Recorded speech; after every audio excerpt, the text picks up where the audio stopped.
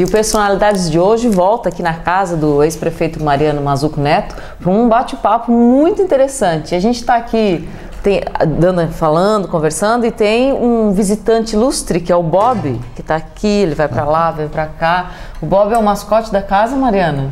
Ah, o Bob é nosso... Nós aprendemos a gostar do Bob, né? Porque o Bob apareceu no Arroio do Silva, que já fazem uns 6 anos, praticamente sem vida, né? E até hoje ele tem a marca, como eu te mostrei, na cabeça. Ele é todo marcadinho. Então, os filhos lá acabaram, eu até digo que é os filhos, porque eles tiveram o grande esforço foi deles, né? E salvaram ele, né? E a gente mantém ele até hoje, gosta muito, né? Acaba se apegando, né? Então hoje ele está aqui participando dessa entrevista conosco. Né? Tu sabe que é uma coisa minha, mas eu sempre defendo que as pessoas adotassem cães e gatos de rua. Né? Tem pessoas que pagam tão caro por um filhotinho, e os cãezinhos na rua precisando desse carinho, desse amor. O Bob tá ali, ele todo cheio de cicatriz, mas ele tá de gravata, ele é muito chique, esse Bob. Mariano, muitas vezes eu te encontrei almoçando com a família. Sempre, assim, com as meninas, com o Marianinho, com a Karina, com a Lília, com o Marianinho. Esse contato teu com os filhos me parece uma coisa bastante vital, assim, bastante importante, né? Olha, eu vou te confessar nessa entrevista.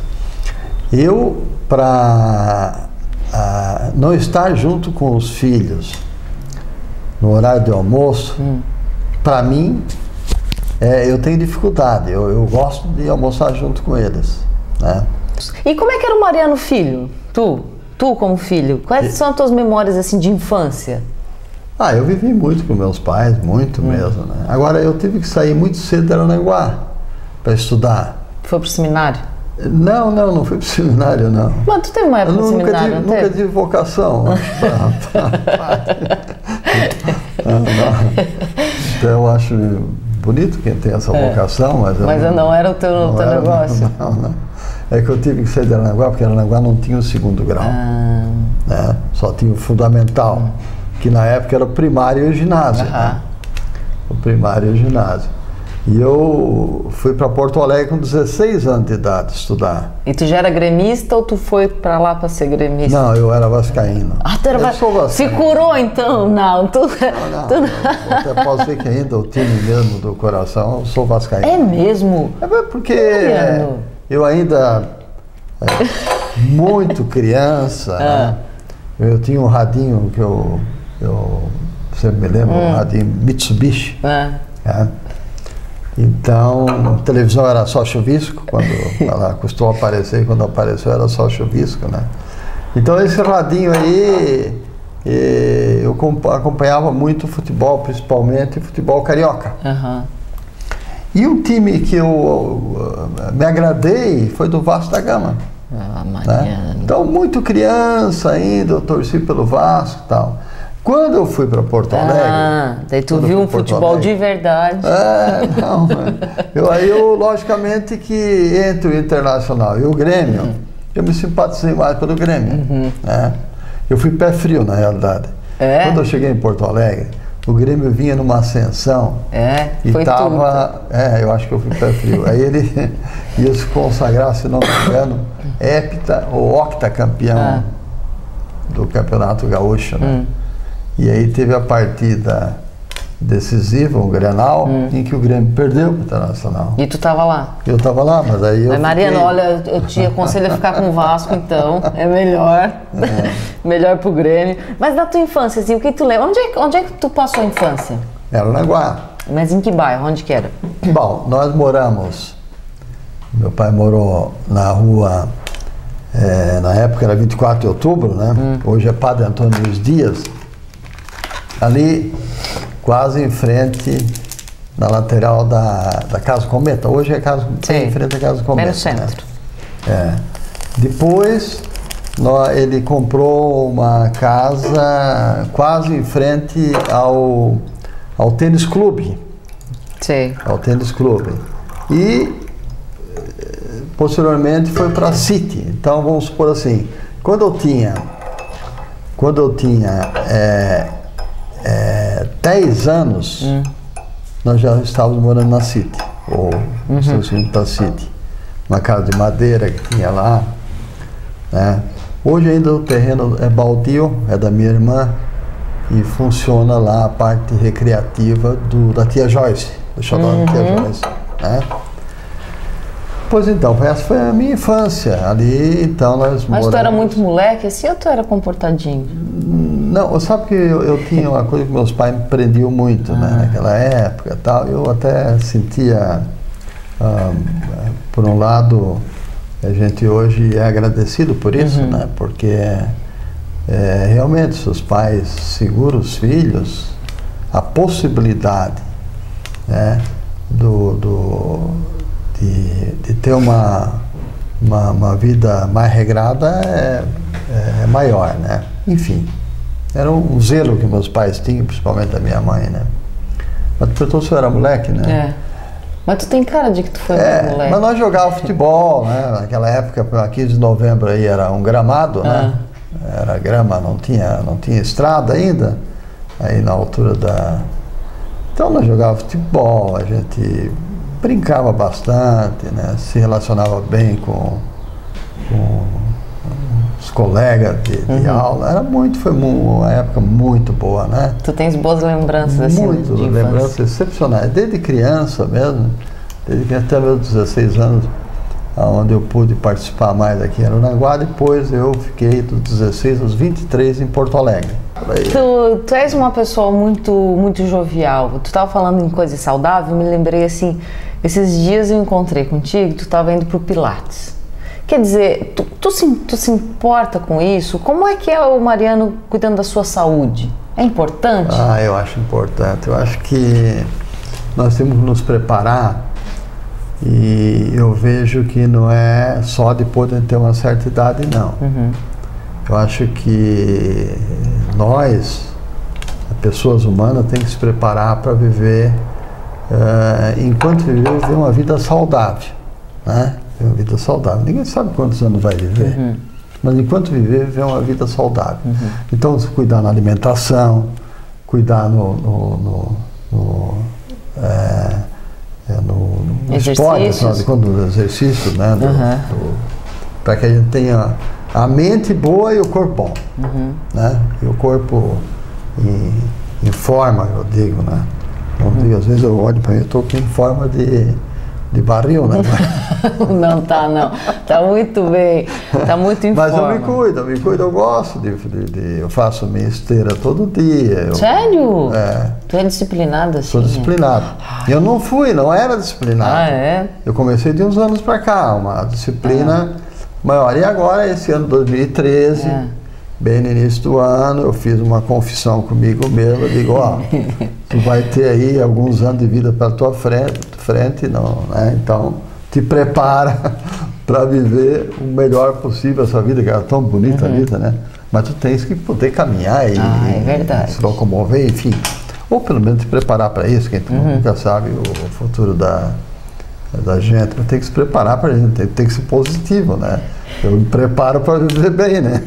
Falando em futuro, que sonhos que tu ainda não realizou, que tu gostarias de realizar assim a curto e médio prazo? Que sonhos que eu não realizei? Poxa vida, mas sonhos sempre a gente tem que sonhar, né? A gente tem que sempre sonhar, isso não deve... Porque se tu não sonha, tu te acomoda, né? Então, agora, eu realizei muitos sonhos, eu tenho uma família, né? Uns filhos muito bacanas e tal. Esse foi um sonho que eu realizei e eu atingi, né? Nós já falamos da questão da prefeitura, não resta a menor dúvida. Para mim foi uma conquista que eu vou guardar no coração pro resto da vida, né? Nos meus negócios eu tive alguns sucessos interessantes, né? Mas claro que eu gostaria de ter outro sucesso em todos os aspectos, né? Então sonhar, nós temos que sonhar, né? E agora não dá para se frustrar, né? de não atingir 100% o sonho, né? Mas tu tem que perseguir esse sonho, porque o sonho é um projeto. No meio desses sonhos que tu ainda sonhas, tem algum projeto político ainda?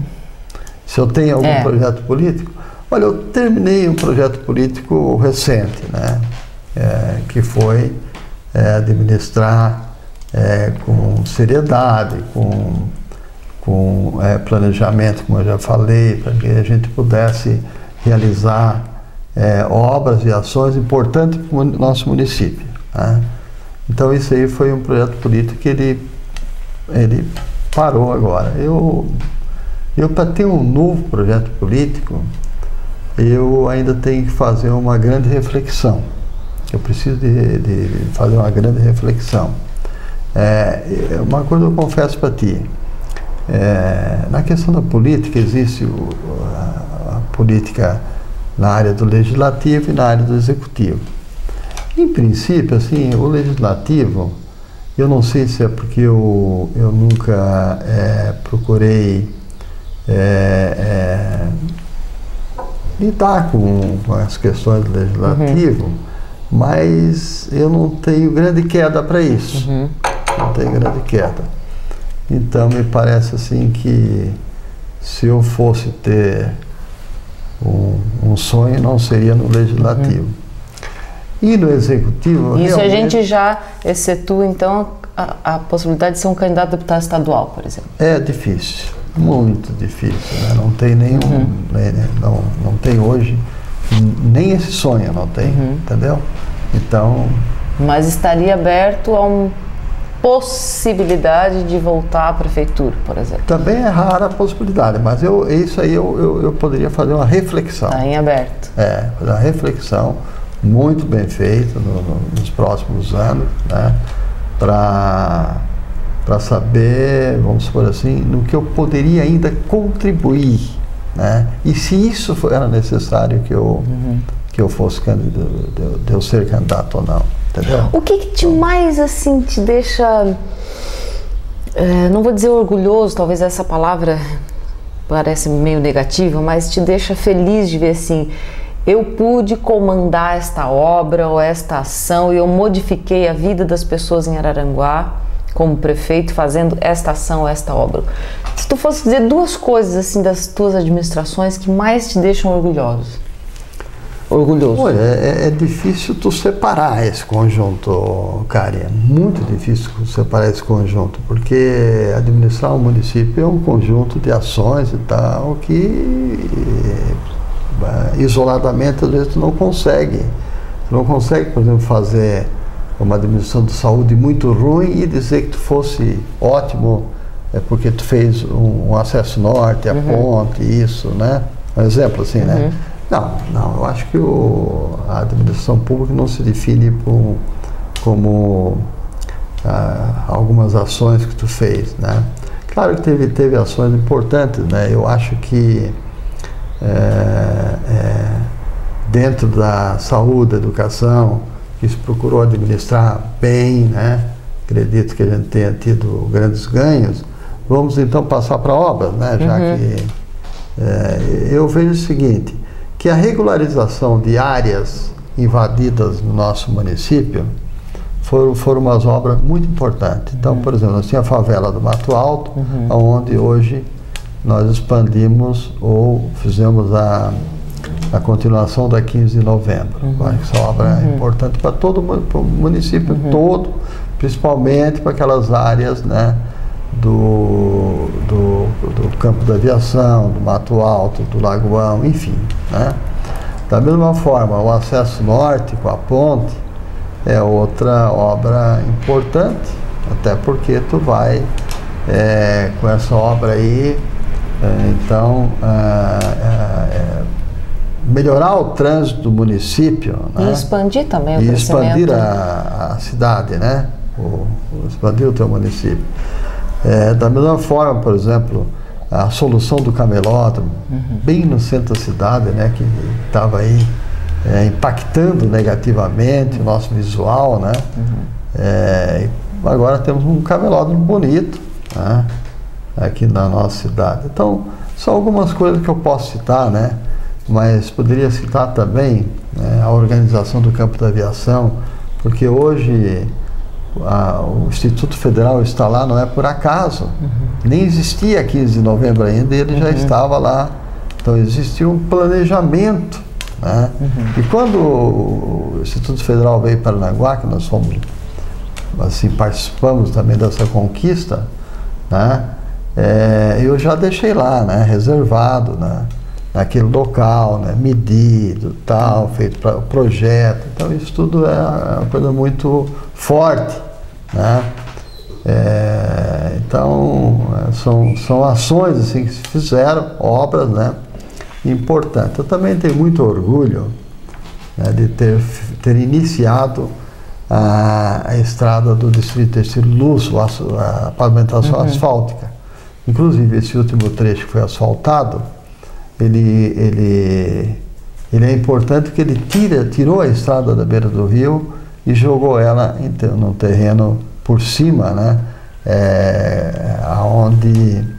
Aonde tem mais área de expansão daquela região, pode até colocar indústrias, que são terrenos arenosos, firmes, bons para colocar indústria. Além disso, tu evita, né, o desbarrancamento do rio, né? Perder a estrada, né? E também pelo peso hoje, porque os veículos que hoje nós temos são veículos, caminhões de muito peso, né? Diferentemente do que há 20, 30 anos atrás, que tinha poucos veículos e ainda eram veículos o trânsito também era menor, né? Enfim, então é uma obra também que eu tenho muito orgulho. Foram 6,5 km de pavimentação asfáltica no nosso Distrito Têxtil Luz, que foi onde começou, né, a história do negócio começou lá, né? Então, me orgulho muito. Mariano, que cenas assim, a gente aprende algumas lições. A maioria das lições que a gente aprende na vida é passando por elas. Não adianta dar conselho. A maioria das coisas que a gente aprende é passando mesmo. Mas algumas pessoas, elas servem de exemplo. Algumas cenas, algumas palavras, às vezes algumas histórias que a gente vê ou que entram na vida da gente, modificam a gente para sempre. Tem alguma cena, uma história, uma frase que te marcou, uma pessoa que te marcou, que te fez refletir sobre, que te depositou um valor, que tu trouxe aquele valor para sempre? Sabe, eu vou fazer uma confissão. Quando eu conheci o Mariano, depois que eu conheci o Mariano, eu aprendi uma coisa contigo que eu vou levar para o resto da minha vida. Por exemplo, eu nunca mais vou dar uma resposta de algo importante na mesma hora. Eu sempre vou refletir antes. E isso quem me ensinou foi tu. Essa história eu vou carregar comigo para sempre. O que tu viveu que te marcou? Assim, o que te vem na cabeça de lições? Olha, é inegável que nós temos que nos lembrar dos nossos pais, né? Que nos deram muitas lições, né? A mim me deram muitas lições, meu pai, minha mãe, né? Então eu acho que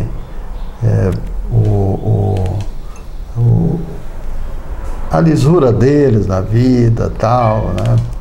É uma enciclopédia que eu tenho comigo, que de vez em quando eu busco sempre nas atitudes deles, né, os encaminhamentos que eu devo dar na minha vida, né? Eles foram pessoas maravilhosas, né? Os professores, sabe que os meus primeiros professores, eu guardo também bastante coisas positivas, né, que eles passaram, né? Desde a minha alfabetização, né?